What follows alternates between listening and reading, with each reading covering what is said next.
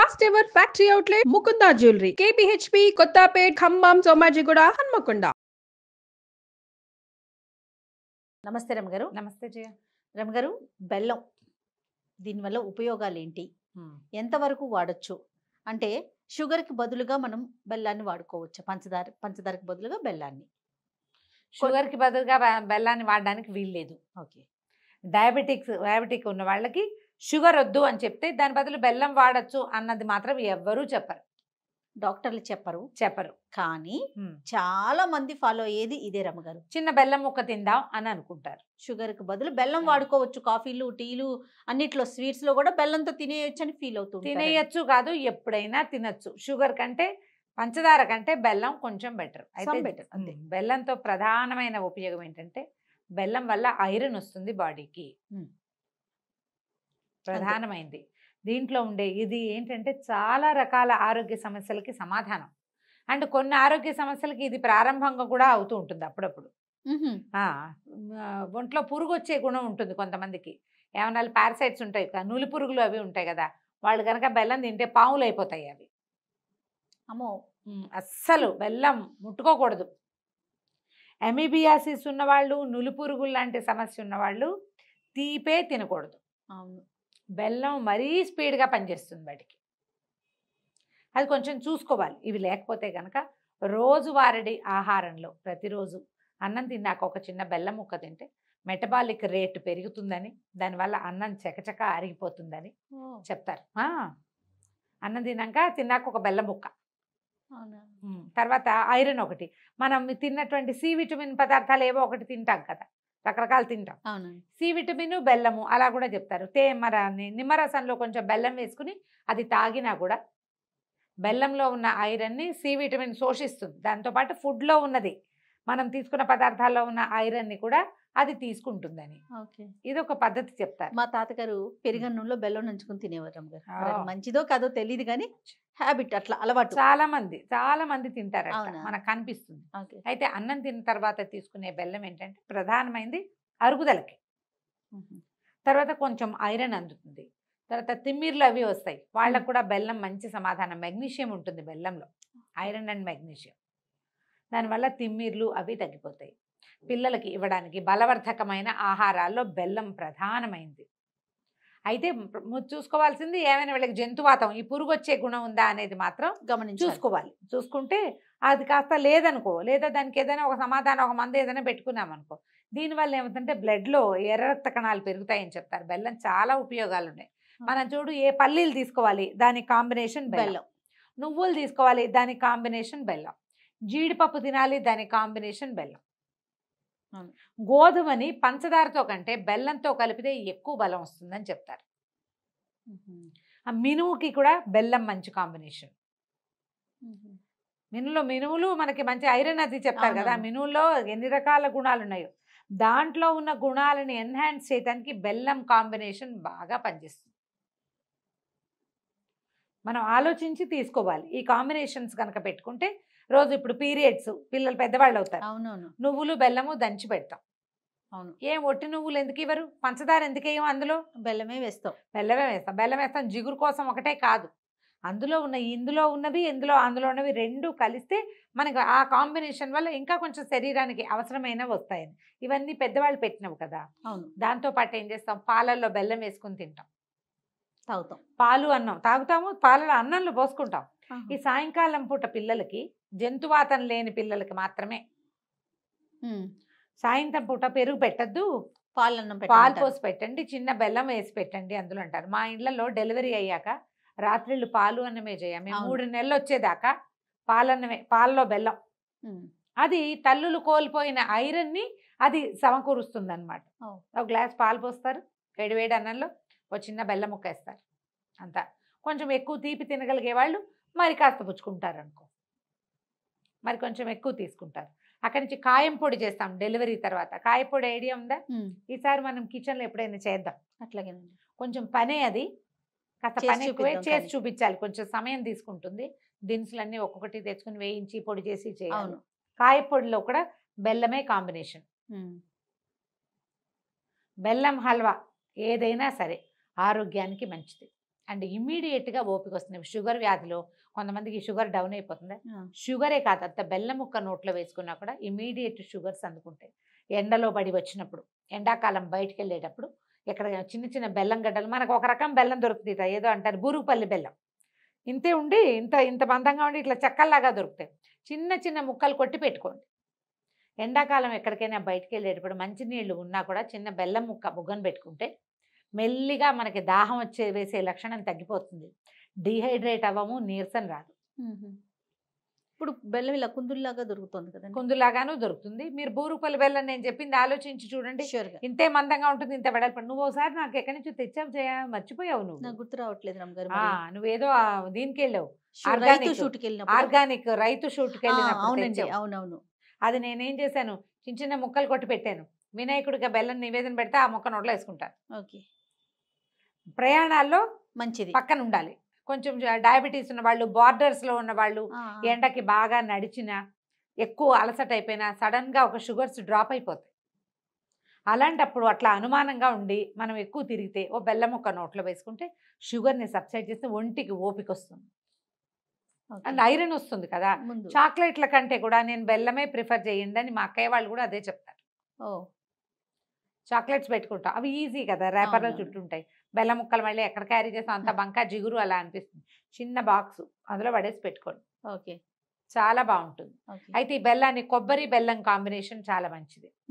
ఇవన్నీ కూడా మనకి శక్తిని బలాన్ని ఇచ్చే ఔషధ గుణం కలిగిన వస్తువులు.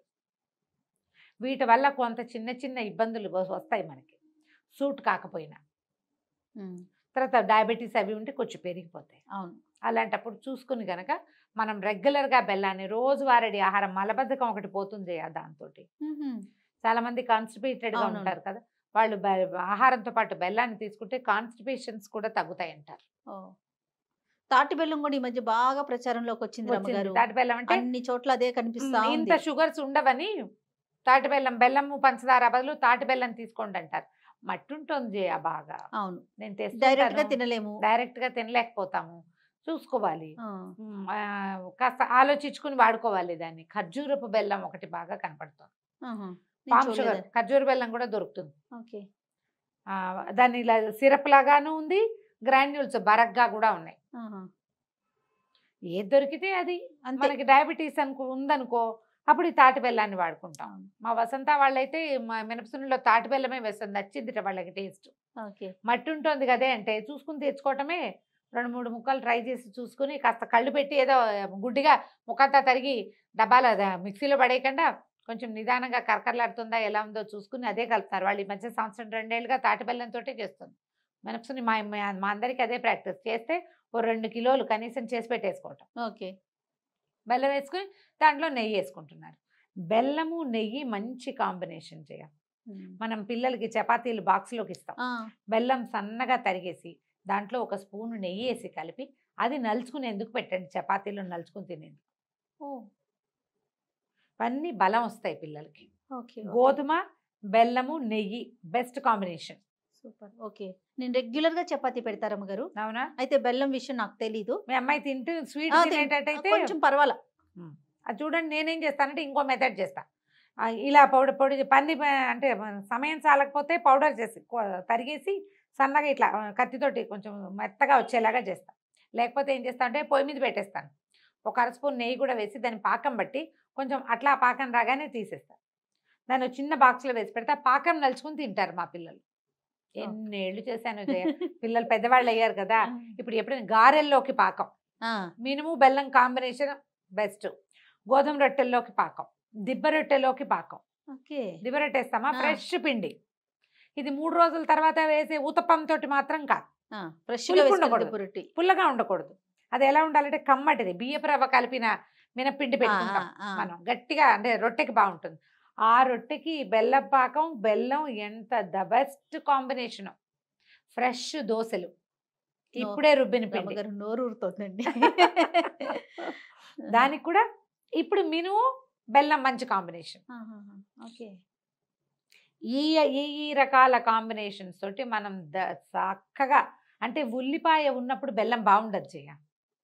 ఉల్లిపాయ రుచి, దాని రుచి వేరే కదా, అలా కలుపుకోవద్దు. డైరెక్ట్ గా ఓన్లీ రొట్టి అంతే. ఓన్లీ రొట్టె, దిబ్బ రొట్టె. ఓన్లీ గారెలు బెల్లం. పొట్టి బెల్లంగా తింటే comfortable గా ఉంటుంది. అదే అందులో ముంచుకొని తింటే దాని రుచే వేరు. కొన్ని రకాల పులుసు కూరల్లో కూడా మనం బెల్లం ముక్క వేసుకుంటాం కొన్ని కదా. రకాలు కాదు, అన్ని రకాల పులుసు కూరల్లోనూ బెల్లం వేసుకుంటాం. మీరంతే అనద్దు. మేమంతే. అయితే మా నేను ఇంట్లో కూడా తీయగా చేస్తా. తింటారండి. అంతవేం చేయ, చిన్న ముక్క చిన్న స్వీట్ గా అయిపోదా కూర. స్వీట్ అవనివ్వను. వెయ్యాలి, వేసినట్టు ఉండకూడదు. ఆ తెలివి కావాలి మనకి.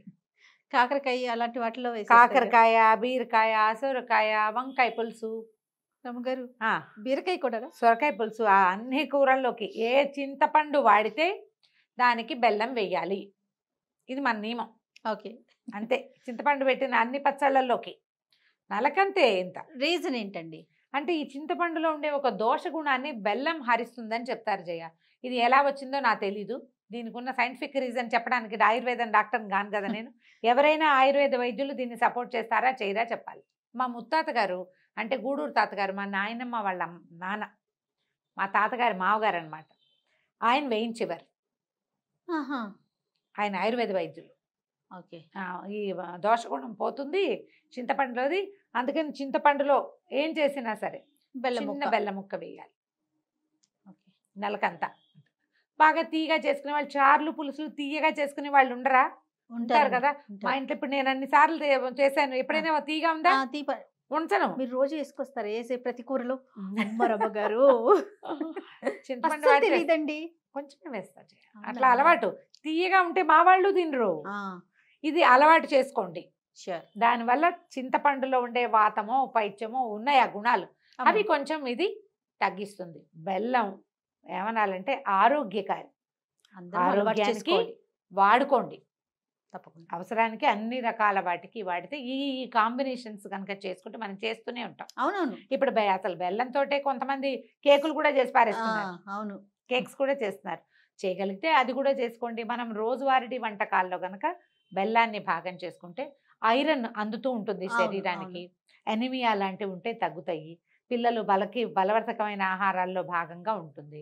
మనకేమో ఎముకలకు కొంచెం శక్తి వస్తుంది. బ్లడ్కి ప్రధానమైంది, రక్తం బాగుంటుంది ఫ్లో. మెటబాలిక్ రేటు కూడా మంచి బ్యాలెన్స్డ్గా వెళ్తుంది. ఆరోగ్యానికి మంచిదైనప్పుడు ఏదైనా చేయాలి కదా. ఖచ్చితంగా చేయాలి. ఇవన్నీ పాతవే. లేటెస్ట్ పిల్లలకి ఎంతసేపు షుగర్ పౌడర్స్ ఇవ్వకుండా బెల్లం ఇవ్వండి. పాతవి అయినప్పుడు నాకే కొన్ని తెలియదు, ఇప్పుడు మీరు చెప్పేవారు. అది ఇప్పుడు మనం లెమన్ జ్యూస్ కలుపుకుంటాం కదా, అందులో అసలు బెల్లం ట్రై చేయండి చూడండి. పంచదార వేయకుండా బెల్లం ఇప్పుడు మనకి పొడి రూపంలో బాగా దొరికేస్తుంది, ఈజీగా కరుగుతుంది. కాబట్టి ఒక ప్యాకెట్ అది తెచ్చి ఫ్రిడ్జ్ లో పెట్టుకోండి. లెమన్ జ్యూస్ వేసినప్పుడు అసలు బెల్లము లెమన్ జ్యూస్ ఉంటుంది, ఎక్సలెంట్గా ఉంటుంది. నేను ఇక్కడ ఒకటి చెప్తాను. మేము అహోబిలం వెళ్ళామని నేను ఇదివరకు ఎప్పుడో చెప్పాను. కొండెక్కాం. పైకి ఎక్కితే అక్కడ పానకం ఇస్తారు. అక్కడ ఏంటంటే చెంచులు అట ప్రతిరోజు 2 కుండలు తెచ్చి పెడతారు, పానకం పెడతారు అక్కడ ఎవ్రీడే. నరసింహస్వామి చెంచులకి బావమరిది, చెంచు లక్ష్మిని పెళ్లి చేసుకున్నాడు కదా వాళ్ళ బావ. అందుకని బావమరుదులు ప్రతిరోజు కాను పెడతారు. మన దీంట్లో బెల్లం పానకంలో నిమ్మకాయ పిండుతారు. ఎన్నేళ్ళు 10 ఏళ్ళు ప్రసాదంగా ఇస్తారండి అక్కడ పెడతారు 2 కుండలతో. వచ్చి కొండెక్కి వచ్చి వాళ్ళ మా బావని చూడ్డానికి వచ్చిన వాళ్ళకి విందు అని చెప్పి అక్కడ పెడతారనమాట. 2 కుండల్లో పెట్టారు. మేము తాగాం. ఎంత బాగుందంటే పానకంలో నిమ్మరసం. ఈ 10 ఏళ్ల నుంచి 800 సార్లు తాగాను నేను. అన్ని పంచదార ఎత్తేసా, ఇంకా బెల్లమే నిమ్మరసం. మన ఇంటికి ఎవరైనా వచ్చినా కూడా రంగు కూడా భలే అందంగా ఉంటుంది. లెమన్ జ్యూస్ మామూలుగా మనకి తెల్లగా కనబడుతుంది, ట్రాన్స్పరెంట్గా కనబడుతుంది. బెల్లం వేసి చూడండి, ఎక్సలెంట్గా ఉంటుంది. కొంచెం మిరియాలు, కాస్త ఏలకులు పొడి కొట్టి పక్కన పెట్టుకోండి. అది లెమన్ జ్యూస్లో కలపండి. లెమన్ ఒక చెక్క నిమ్మరసం, ఓ పెద్ద గ్లాసెడ్ నీళ్లు, ఇది ఒక్క చిటిక నలకంత. తర్వాత పానకమే అయిపోతుందేమో. పానకమే సూపర్గా ఉంటుంది. ఓకే, ట్రై చేసి చూడండి. అది దాహం తీరుస్తుంది. ఎండవేళలో ఇంటికి వస్తే మనకి ఓపికని ఇస్తుంది. రుచికి రుచి, ఐరన్ అందుతుంది బాడీకి. రుచికి రుచి, ఆరోగ్యానికి ఆరోగ్యం. తప్పకుండా. నమస్తే.